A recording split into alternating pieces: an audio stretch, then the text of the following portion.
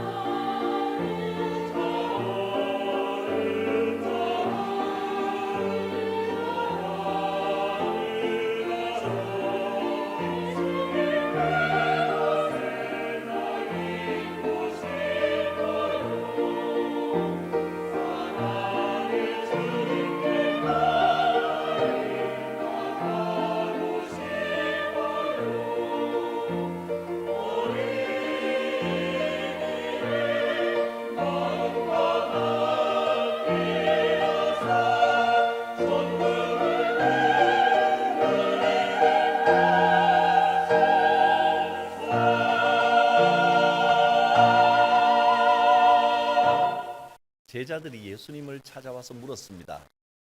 천국에서는 누가 큰 사람입니까? 아마도 제자들 사이에 하나님께서 이스라엘을 회복하실 때 누가 더 공이 많은지, 누가 더 높은 자리에 앉을 것인지 논란이 벌어졌던 것 같습니다. 제자들이 천국에서는 누가 더 큰 사람입니까? 이렇게 물었을 때 이 천국은 우리가 지금 생각하는 천국하고는 조금 다른 개념이었을 것입니다. 왜냐하면 우리는 천국이라고 할 때 이제 우리 삶 속에서 다스리시는 하나님의 나라도 있고, 또 이 땅의 삶이 끝나면 하나님과 영원히 함께 살아가는 그곳에서의 삶, 거기서의 천국을 생각하겠지만, 유대인들은 구약 성경에 보면 하나님의 복을 받는 것이 다 이 땅에서의 복을 이야기를 하지 천국이라는 개념이 잘 없었습니다. 그러니까 구약 성경에서는 복을 받는 것이 이 땅에서 장수하고 부강하게 되고 건강하고 또 죽고 난 다음에는 내 자손들이 잘 되는 것을 복으로 여겼습니다. 예수님께서 천국은 단순히 이 땅에서 누리는 복만이 아니라는 걸 많이 가르쳐 주셨지만, 제자들은 예수님께서 십자가에 죽으시고 부활할 때까지도 예수님이 가르치신 천국에 대해서 정확하게 이해하지를 못했습니다. 그래서 천국에서 누가 큰 사람입니까? 라고 물을 때 이 천국은 예수님이 로마를 물리치고 이 땅에 이스라엘을 다시 회복하고 건국해서 어떤 정치, 사회적인 하나님이 다스리시는 나라, 그것을 천국으로 생각한 겁니다. 주님이 이 나라를 회복했을 때 그러면 당연히 정치적으로 뭔가 이 임명도 하고 인사를 해야 될 거 아닙니까? 누가 더 큰 역할을 하게 될 것입니까? 이렇게 물은 겁니다. 이런 제자들의 물음에 예수님은 몹시 마음이 아프셨습니다. 그토록 사랑을 가르치고 섬김과 겸손을 가르쳤는데 제자들은 아직도 내가 더 높은 자리에 오르고 싶다, 이런 마음을 가지고 있는 겁니다. 그래서 예수님께서 어린아이 한 명을 데리고 오셨습니다. 이 어린아이를 봐라. 얼마나 순수하냐. 이 아이는 다른 사람들보다 더 높아지려고 하는 마음이 없이 순수한 마음을 가지고 있다. 너희 마음이 이 아이처럼 순수해야 된다. 누구든지 이 아이처럼 자기를 낮추고 순수한 마음을 가지는 사람이 천국에서 큰 사람이다 하셨습니다. 사실 따지고 보면 어린아이라고 다 겸손한 건 아닙니다. 어린아이라고 욕심이 없는 건 아닙니다. 어린아이들은 굉장히 이기적입니다. 자기만 생각하고 배려하는 건 잘 모릅니다. 간식 하나라도 더 먹으려고 하고 내 장난감 남이 못 만지게 하고 이런 욕심이 있는 것처럼 보이는 부분도 있지만, 지금은 그런 쪽을 말씀하는 게 아니고 그것도 어린아이의 순수한 마음에서 비롯된 거니까 그냥 아이의 순수한 마음, 이걸 우리가 가져야 한다. 본받아야 된다. 낮아져라. 순수해져라. 이것이 우리 주님께서 우리에게 주시는 분명한 명령입니다. 3절을 보면 알 수 있습니다. 너희가 돌이켜 어린 아이와 같이 되지 아니하면 결단코 천국에 들어가지 못하리라. 천국 백성이 되려면 겸손하고 순수해야 됩니다. 우리는 이 세상을 살아가면서 자꾸만 세상으로부터 서로 서열 세우고 자기가 높아지려고 하는 거기에 익숙해집니다. 날마다 누가 더 큰지를 묻고 너는 큰 사람이 돼야 되고 너는 성공해야 되고 남보다 높은 자리에 올라야 되고 그렇게 자녀들을 가르칩니다. 그러다 보니 심지어 교회에서도 누가 더 높으냐, 또는 누가 더 능력이 있느냐, 누가 더 믿음이 좋으냐, 이런 걸 자꾸 따지려고 합니다. 누가 더 큰 일을 하느냐, 또 심지어는 교회들끼리도 누가 더 큰 교회냐, 건물이 어느 게 더 좋으냐, 교인 수가 얼마나 되느냐, 자꾸 이런 걸 따지려고 하는 유혹을 받습니다. 주님은 이런 생각을 버려야 한다 하셨습니다. 높아지려는 생각을 버리고 겸손과 섬김의 사고방식으로 바뀌어져야 합니다. 오늘 이 어린이 주일을 맞아 우리가 이렇게 함께 기도할 수 있기를 바랍니다. 주님, 서로 높아지려고만 하는 세상의 사고방식에 물들어 있는 우리의 마음을 변화시켜 주시옵소서. 이 시간 우리의 마음을 돌이켜서 어린 아이와 같이 순수한 마음을 주시옵소서. 겸손하게 먼저 낮아지고 먼저 섬기는 마음을 주옵소서. 이것이 우리의 기도가 되기를 바랍니다. 4절 말씀을 보면 누구든지 이 어린 아이와 같이 자기를 낮추는 사람이 천국에서 큰 자니라. 하나님께서 주인 되시고 하나님이 다스리시는 세상에서는 어린아이처럼 자기를 낮추는 사람이 하나님께 인정받는 사람입니다. 어린아이가 가지고 있는 가장 큰 특성을 예수님은 자기를 낮추는 것이라 이렇게 말씀하시고, 우리가 그런 겸손의 성품, 자기를 낮추는 성품을 가져야 정말 하나님의 인정을 받는 천국에서 큰 자가 될 수 있다 하셨습니다. 천국의 질서는 세상의 질서와 다릅니다.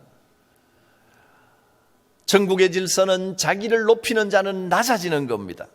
스스로 자기를 낮추고 먼저 수고하고 먼저 섬기는 사람이 높아지는 것이 천국의 질서입니다. 그것이 주님이 다스리시는 교회의 질서가 되어야 됩니다. 천국의 질서는 주님의 은혜의 빛 안에서 세상과 정반대로 역전이 됩니다. 세상에서 좀 잘 나간다고 떵떵거리는 사람들이 주님 영역에 오면 꼼짝 못하는 것이 정상입니다. 그렇게 돼야 됩니다. 또 현실에서는 보잘것없는 것 같은 이들도 주님의 영역에서는 존귀하고 존경받는 큰 사람으로 인정되는 그런 역사가 있습니다. 그래서 가끔 보면 이제 어떤 분들은 교회에 와서 사람들의 인정을 받지 못하면 좀 시험에 들기도 합니다. 내가 그래도 사회 나가면 세상에서는 제법 잘 나가고 어디 가면 알아주는 사람인데 교회에 오니까 누가 알아주지도 않고, 내가 세상에 나가면 사모님 소리 듣는데 교회에 오니까 밥하라 그러고 설거지하라 그러고 청소하라 그러고, 내가 사회 나가면 부장님, 사장님 뭐 이런 소리, 님 소리 듣는데 교회 오니까 주차 봉사하라 그러고 굽신굽신 하라 그러고 안내하라 그러고, 내가 이런 거 하려고 교회 왔나? 혹시 그런 생각 들 때는 없습니까? 여러분 중에는 그렇지 않으시겠지요. 교회의 질서는 세상에서 높고 낮음이 아무 상관없이 교회에서는 완전히 새로워지는 것이 천국 질서요, 하나님의 질서요, 그게 정상입니다. 빌립보서 2장 5절에 이렇게 말씀하십니다. 너희 안에 이 마음을 품어라. 우리가 어떤 마음으로 신앙생활을 해야 되냐면 곧 예수 그리스도의 마음이네. 여러분, 예수 그리스도의 마음을 품고 신앙생활을 해야 됩니다. 예수 그리스도의 마음이 어떤 마음입니까? 그는 근본 하나님의 본체시나, 말이 좀 어려워서 제가 세번역 성경으로 읽어드리겠습니다. 자막에 적혀 있을 테니까 여러분 자막 보시면 됩니다. 너희 안에 이 마음을 품고 신앙생활 해라. 곧 예수 그리스도의 마음인데, 예수 그리스도의 마음이 어떤 마음이냐 하면 우리가 신앙생활에 가장 기본적으로 이 마음 자세로 해야 된다는 겁니다. 그분은 하나님의 모습을 지니셨으나 하나님과 동등함을 당연하게 생각하지 않으시고 오히려 자기를 비워서 종의 형체를 취하시고 사람과 같이 되셨습니다. 그는 사람의 모양으로 나타나셔서 자기를 낮추시고 죽기까지 순종하셨으니 곧 십자가에 죽기까지 하셨습니다. 그러므로 하나님께서는 그를 지극히 높이시고 모든 이름 위에 뛰어난 이름을 그에게 주셨습니다. 예수 그리스도의 마음, 그 마음을 품어야 되는데 예수 그리스도의 마음이 어떤 마음이라 그랬습니까? 내가 영광 받고 높은 자리에 있는 것이 당연한 게 아니다 하고 다 내려놓고 가장 낮은 자리까지 와서 자존심 상하고 고난당하고 수치와 모욕과 조롱을 받아도 끝까지 인내하는 겁니다. 참고 인내하고 어디까지? 십자가에 완전히 죽으실 때까지 마지막까지 참으셨습니다. 그랬더니 하나님께서 그를 높이셔서 모든 이름 위에 뛰어난 이름이 되게 하셨습니다. 할렐루야.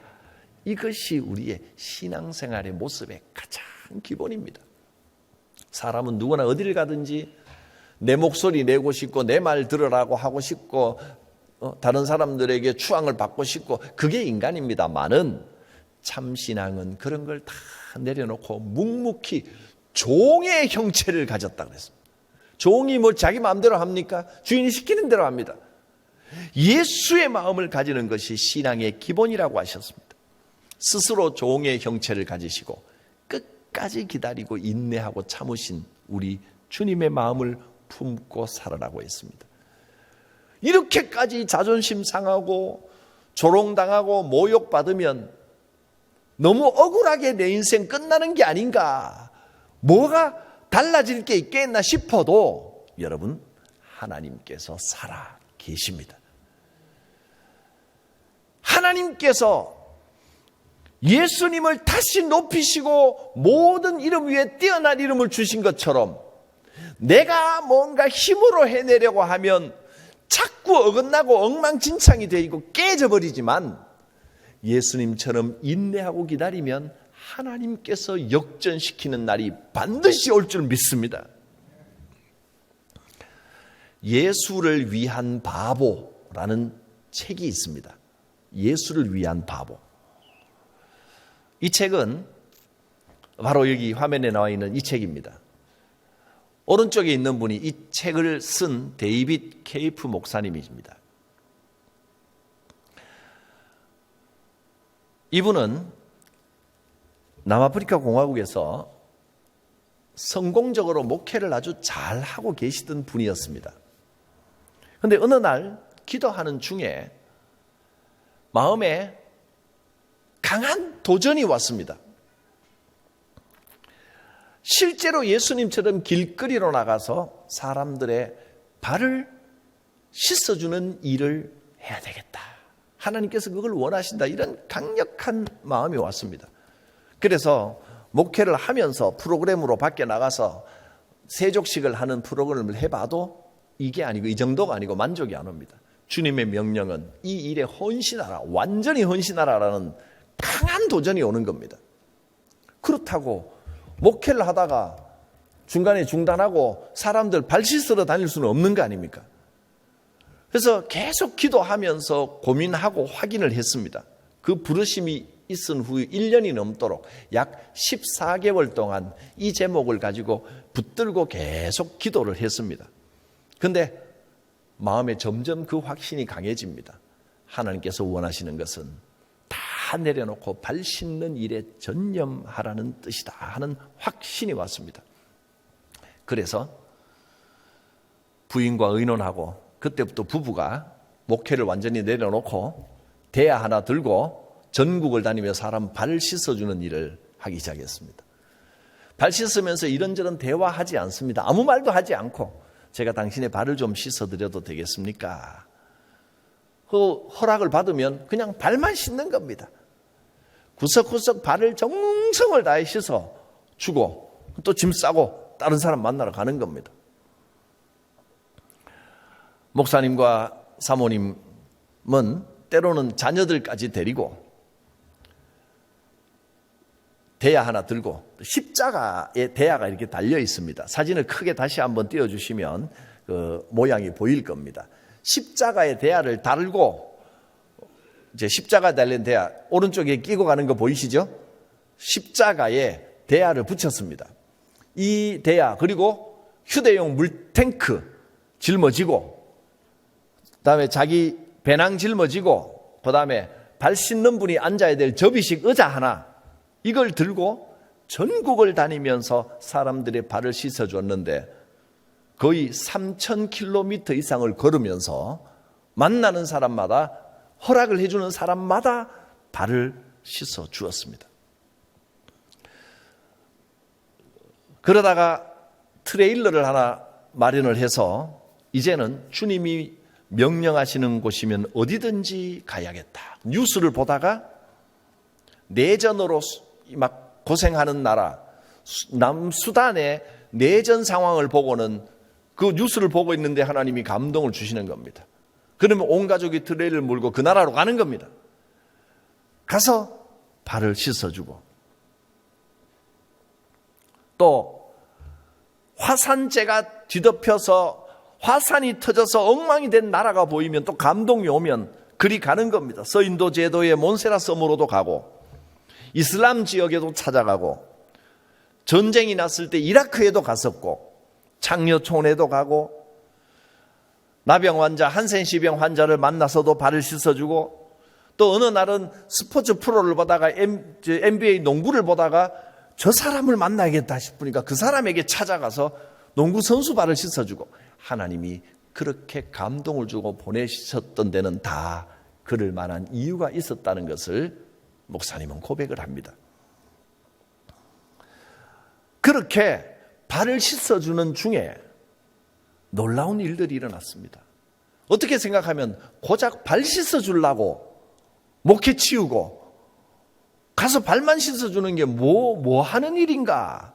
왜 저렇게까지 고생을 하나 싶은 생각도 들만한데 그러나 있는 그대로 주님의 음성에 순종을 했더니 놀라운 일들이 일어나는데 가정이 회복되고 마약 중독, 알코올 중독이 치유되고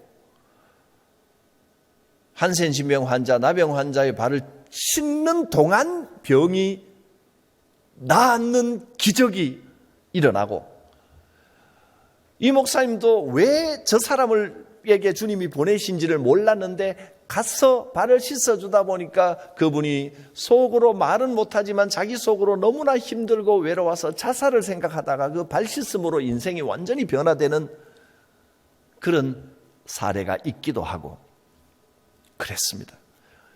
20년 넘도록 계속해서 이 부부는 세족 사역을 계속 했습니다. 그러니까 사람들 가운데 또 감동을 받고 이분들을 후원하는 분들이 생기고 그래서 이 사역을 계속 해올 수 있었습니다.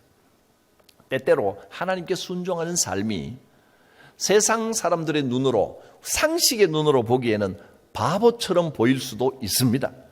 그러나 이 책을 통해서 데이빗 목사님은 예수를 위한 바보가 되기로 선택하고 순종하고 섬기는 삶을 사는 행복과 그렇게 할 때 주님이 주시는 놀라운 역사를 간증했습니다.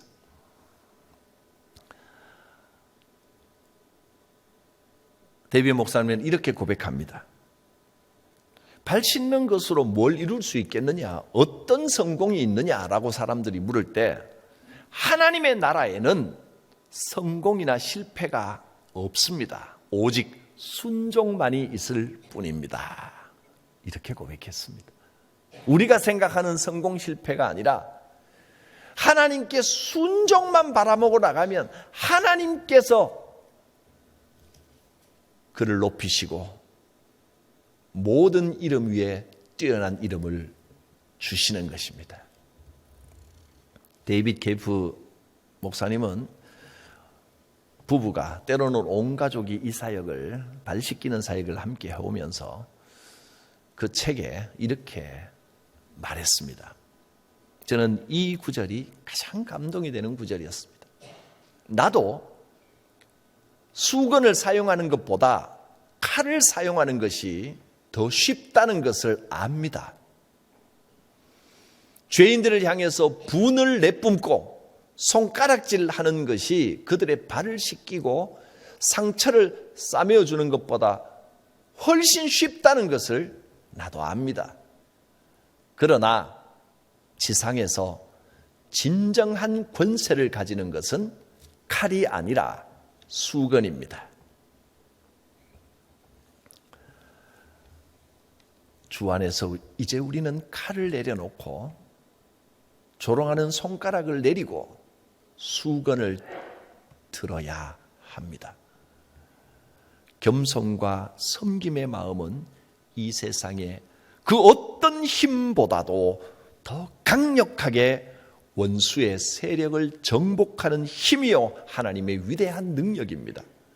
누군가가 너무나 분명한 죄와 잘못을 저질렀을 때 그 사람을 손가락질하고 그 사람에게 상처 주고 치게 되면 그 사람은 무너질지 몰라도 그 배후에 있는 사탄은 더 힘을 얻게 되는 겁니다. 우리가 싸우는 대상은 그 사람이 아니라 그 배후에 있는 사탄임을 알고 사탄을 이기는 힘은 칼이 아니라 수건입니다. 너희 중에 큰 자는 섬기는 자가 되어야 하리라. 섬기는 일을 할 때 진정으로 하나님이 큰 사람으로 세워주십니다. 우리가 진정으로 주님을 영접하고 주님과 함께 하려면 어떻게 해야 될까? 본문 5절과 6절 말씀입니다. 좀 무시무시한 두려운 말씀이 있습니다. 또 누구든지 내 이름으로 이런 어린 나이 하나를 영접하면 곧 나를 영접함이니 누구든지 나를 믿는 이 작은 자 중 하나를 실족하게 하면 차라리 연자 맷돌이 그 목에 달려서 깊은 바다에 빠뜨려지는 것이 나으니라. 어린 나이 하나에게 잘 대하고 배려하면 주님을 영접하는 것이다. 어린 나이 하나를 넘어지게 하고 마음에 상처를 주면 차라리 연자 맷돌 큰 돌덩어리를 목에다가 메고 바다에 던지는 것이 나을 것이다. 작은 사람에게 어린아이 한 명에게 주님을 대하듯이 성심껏 대하라는 말씀입니다. 어린아이는 덜 자란 어른이 아닙니다. 어른만이 완성된 것이고 어린아이는 그 과정에 있다라고 생각하는 건 착각입니다. 어린아이는 어른이 되기 위해서 준비하는 과정이 아닙니다. 어린아이 그 자체로 하나님 앞에 소중한 영혼이고 완전한 한 생명이고 한 우주고 한 명의 온전한 거룩한 성도입니다. 그래서 어린아이들을 쉽게 생각하고 함부로 무시해서는 안 됩니다. 교회 학교가 장년들의 편리함 때문에 뒷전으로 밀려서는 안 됩니다. 그런 교회는 소망이 없습니다. 장년 예배는 중요하고 물론 교회 학교 예배도 중요하지만 상대적으로 그래도 장년 예배가 더 중요하고 교회 학교 예배는 좀 덜 중요하다고 생각하는 교회는 미래가 없습니다. 어른들이 예배에 온 마음을 다해서 생명을 다하는 만큼 교회 학교 예배도 그만큼 생명을 걸고 예배를 드리는 겁니다. 단 은혜를 받는 방법이 좀 다릅니다. 어른들은 이렇게 좀 정숙하고 경건한 가운데 말씀에 집중하고 찬양을 집중하고 기도에 집중하고 이러면서 은혜를 받지만 아이들은 집중하면서 은혜를 받는 게 아니라 뛰놀면서 은혜를 받는 겁니다. 어른들은 주님이 품어주시는 품에 조용히 안기는 것이 은혜고 행복이지만 아이들은 주님 품 안에서 막 뛰노는 게 은혜고 행복입니다. 그 어른의 예배 방식을 아이들 예배에 그대로 적용하거나 어른 생각을 아이들 생각에 그대로 강요하는 것은 어리석은 일일 뿐 아니라 완전히 신앙교육을 잘못하는 겁니다.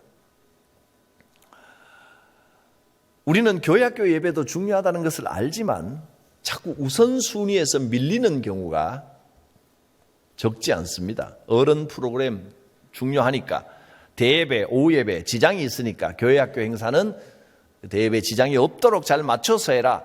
이런 말을 하는 교회는 소망이 없습니다.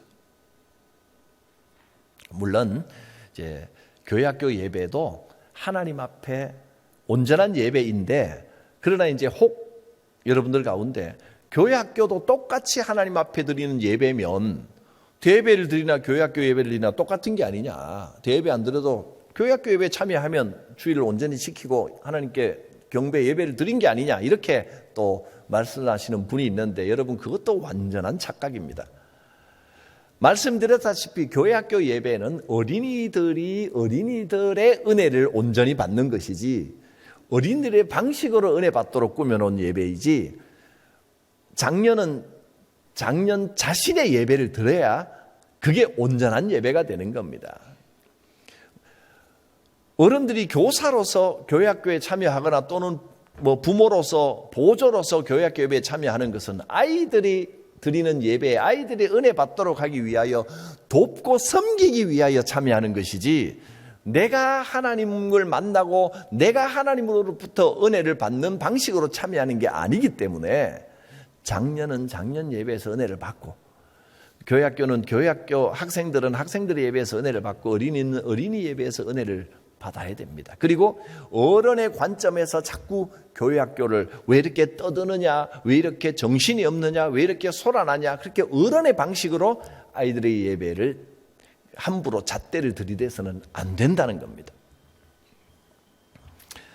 교회학교는 주일학교에 온 힘을 다 쏟아야 합니다. 간섭하라는 게 아닙니다. 배려하라는 겁니다. 어릴 때 배운 이 복음이 평생을 붙들어주고 삶을 지탱하는 힘이 됩니다.